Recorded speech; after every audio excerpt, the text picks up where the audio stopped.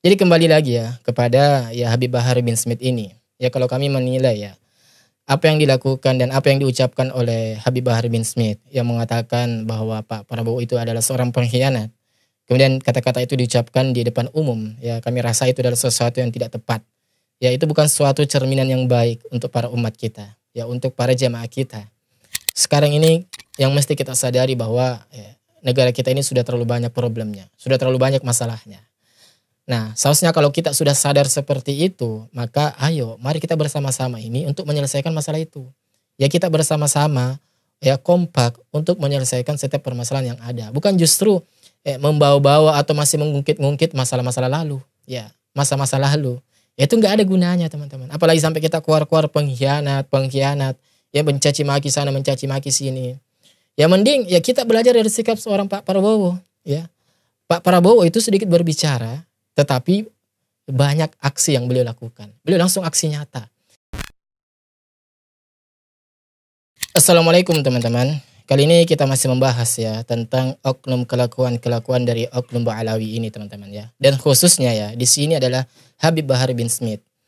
Yang dimana ya pernyataan beliau ini sangat-sangat viral ya. Dimana beliau ini mengatakan bahwa Pak Prabowo Subianto itu adalah seorang pengkhianat.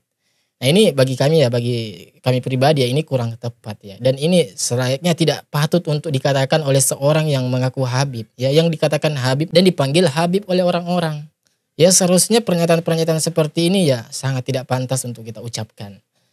Dan mari teman-teman ya kita melihat ya sebenarnya apa sih ya kenapa bisa Habib Bahar mengatakan Pak Prabowo itu pengkhianat.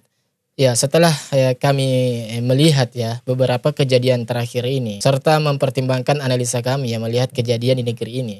Ya kami duga ya kenapa Habib Bahar ini mengatakan Pak Prabowo itu pengkhianat karena kurang lebih kejadian itu berawal mula ya pada tahun 2019 ya waktu Pilpres itu hari. Yang mana kita ketahui bahwa Pak Prabowo Subianto itu ya disokong ya atau didukung oleh koalisi yang bernama 212. Nah didukung oleh koalisi 212 serta ya para warga negara atau rakyat Indonesia yang memilih saat itu Pak Prabowo Subianto berpasangan dengan Sandiaga Uno. Nah singkat cerita kemudian tibalah pada akhir Pilpres ya pengumuman dan ternyata qadarullah ya Pak Prabowo Subianto itu kalah telak. Dan pada saat itu kita tahu teman-teman ya ada begitu banyak terjadi yang menurut dari koalisi 212 itu adalah terjadi beberapa kecurangan ya menurut mereka ya. Menurut analisa mereka itu terjadi banyak kecurangan. Akhirnya pada saat itu umat itu ingin berjuang juga bersama-sama dengan Pak Prabowo untuk menegakkan keadilan itu. Ya sampai kalau kita ingat juga ya Pak Prabowo juga itu sempat istilahnya mengajukan ya atau mengajukan perkara itu ya perkara Pilpres itu di Mahkamah Konstitusi. Dan qadarullah pada akhirnya juga Pak Prabowo itu kalah. Nah singkat cerita kemudian di belakang hari ternyata ya mereka kaget ya kita semua kaget. Ternyata Pak Prabowo Subianto yang dimana adalah merupakan lawan dari kontestasi politik Pak Jokowi di tahun 2019 itu ternyata bergabung bersama Pak Jokowi teman-teman masuk ke dalam kabinet Pak Jokowi yang dimana kita tahu ya pada saat itu Pak Prabowo itu ya menjadi ya, Menteri Pertahanan beliau. Nah atas dasar hal inilah ya yang dimana diawali juga berangkat diawali pernyataan Pak Prabowo itu bahwa akan katanya setia dengan rakyat ya setia dengan umat tidak akan meninggalkan rakyat. Ya artinya timbul tenggelam bersama rakyat lah istilahnya begitu ya. Tiba-tiba ternyata di belakang hari di saat umat ini ingin juga berjuang ya sudah siap berjuang bersama-sama dengan Pak Prabowo dalam menegakkan keadilan ya khususnya di sini adalah menegakkan sengketa Pilpres itu ya memproses sengketa Pilpres itu yang bermasalah dianggap bermasalah pada saat itu. Nah kemudian tiba-tiba Pak Prabowo masuk ke dalam kabinet Pak Jokowi. Akhirnya semenjak saat itu Pak Prabowo ini dicap sebagai pengkhianat ya oleh mereka ini yang mendukung Pak Prabowo Subianto. Dan sebenarnya ya jujur teman-teman ya saya pribadi ya pada saat tahun 2019 itu saya sebenarnya juga mendukung Pak Prabowo Subianto. Ya saya mendukung Pak Prabowo Subianto ketika kontestasi melawan Pak Jokowi. Dan saya juga sempat kecewa ketika beliau ini kalah. Karena menurut hitung-hitungan kita ya hitung-hitungan kami pribadi ya menurut analisa itu seharusnya tidak seperti itu hasilnya.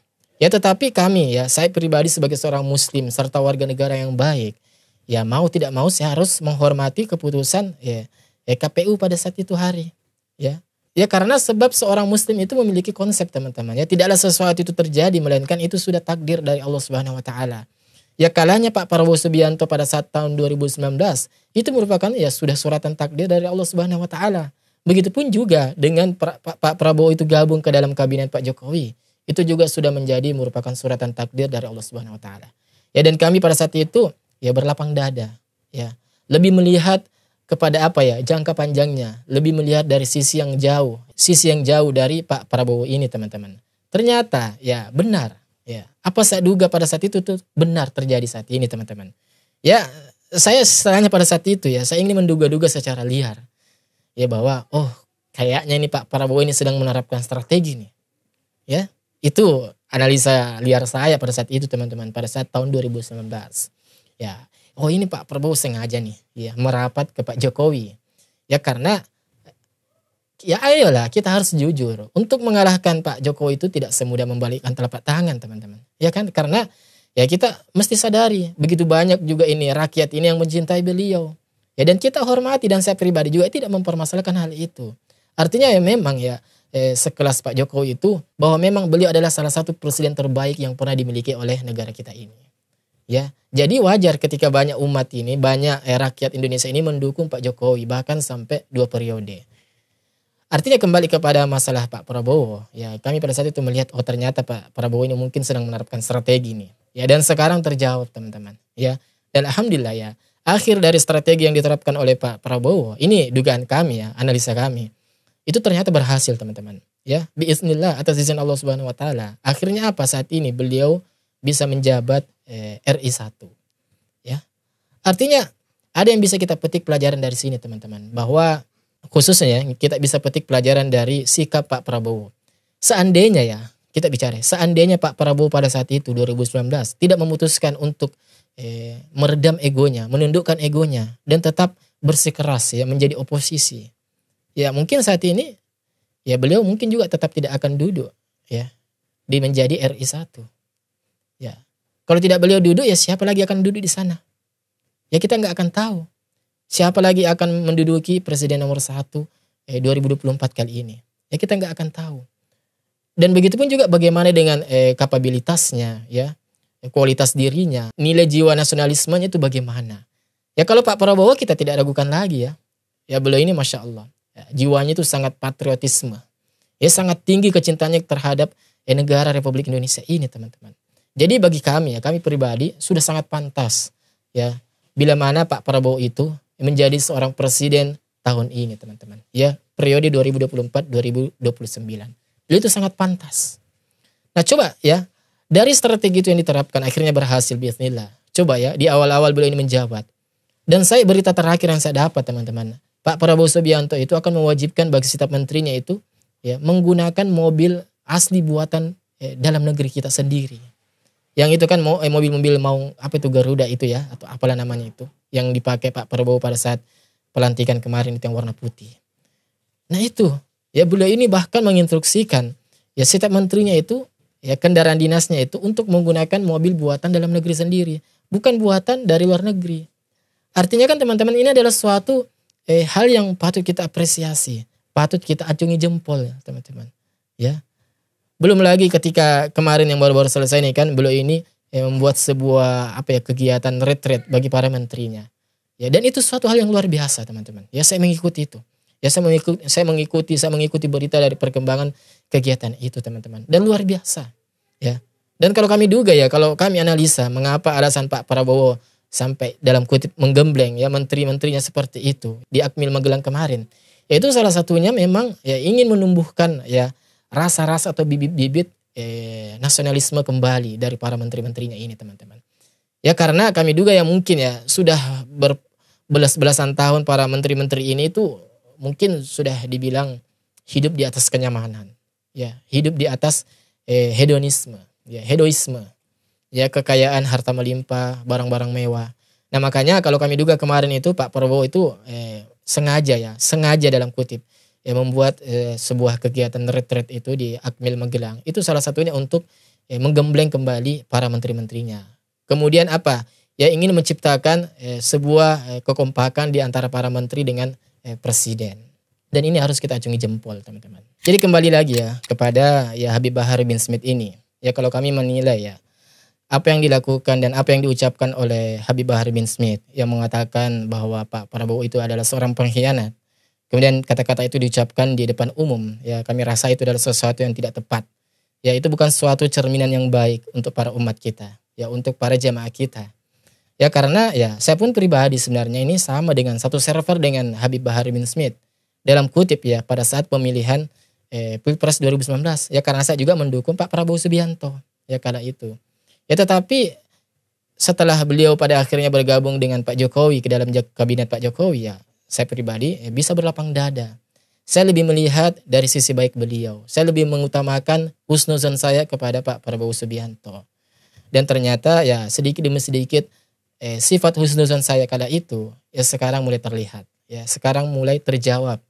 Bahkan sekarang mulai ya perlahan-lahan ditampilkan atau diwujudkan ya apa yang selama ini saya harapkan di negeri ini itu perlahan-lahan diwujudkan oleh Pak Prabowo Subianto di kepemimpinan beliau kali ini. Artinya begini teman-teman, sekarang ini yang mesti kita sadari bahwa negara kita ini sudah terlalu banyak problemnya, sudah terlalu banyak masalahnya. Nah, seharusnya kalau kita sudah sadar seperti itu, maka ayo mari kita bersama-sama ini untuk menyelesaikan masalah itu. Ya kita bersama-sama ya kompak untuk menyelesaikan setiap permasalahan yang ada. Bukan justru membawa-bawa atau masih mengungkit-ungkit masalah-masalah lalu. Ya, masa-masa lalu. Ya, itu nggak ada gunanya teman-teman. Apalagi sampai kita keluar-keluar pengkhianat, ya mencaci maki sana, mencaci maki sini. Ya mending ya kita belajar dari sikap seorang Pak Prabowo. Ya, Pak Prabowo itu sedikit berbicara, tetapi banyak aksi yang beliau lakukan. Beliau langsung aksi nyata. Ya beliau rela dicibir oleh para pendukungnya kala itu 2019 ya, dicap sebagai seorang pengkhianat, dicap sebagai seorang menyerah sebelum berperang. Ya kan kala itu begitu banyak itu cibiran yang ditujukan kepada Pak Prabowo Subianto. Ya tetapi apa? Beliau tidak hiraukan itu. Beliau hiraukan itu ya. Beliau tidak pedulikan hal itu semua. Ya beliau tetap dengan niat yang tulus ya ingin memajukan, ingin memperbaiki bangsa ini. Beliau tetap jalan terhadap pilihan apa yang beliau yakin itu benar. Dan alhamdulillah ya sekarang sedikit demi sedikit itu terwujud. Artinya pelajaran di sini bahwa teman-teman kita boleh sedih ya, kita boleh kecewa terhadap seseorang, tetapi jangan kemudian kekecewaan itu membuat kita ini sampai berlarut-larut. Ya apalagi kita ini membicarakan suatu bangsa. Ya kita ini berbicara tentang masalah suatu bangsa. Ya bukan masalah satu keluarga, ini bukan. Ya ini lingkupnya lebih besar. Begitu banyak berbagai macam problematika yang ada di dalamnya. Ini kita berbicara lingkup negara teman-teman, besar. Jadi seharusnya ayolah kita move on. Ya tidak usah sampai kapan kita ini mau membahas yang masalah-masalah yang lalu teman-teman ya. Masa-masa lalu itu sudah cukup menjadi sebuah pelajaran. Ya adapun kali ini ya mari kita bergandengan tangan bersama-sama untuk memajukan negeri ini. Ya mari. Ya, sudah cukup terlalu lama kita ini terpecah-pecah dalam polarisasi. Sudah cukup kita ini dipecah belah di antara kita, sudah cukup. Dan saatnya ini seharusnya kita ini menyatukan tiap barisan kita. Ya bersama-sama dengan para ulama ya dan para umarau. Untuk apa? Untuk memajukan bangsa yang kita cinta ini, Republik Indonesia. Ya demikian ya teman-teman video singkat ini. Ya enggak usah panjang-panjang malam ini karena insya Allah kita masih akan ada lagi pembahasan yang menarik. Ya khususnya terhadap orang-orang yang hanya bisa membuat keributan, yang hanya bisa membuat pemecah belah di antara kita. Ya, sampai ketemu di video selanjutnya insya Allah. Wassalamualaikum warahmatullahi wabarakatuh. Barakallahu fikum.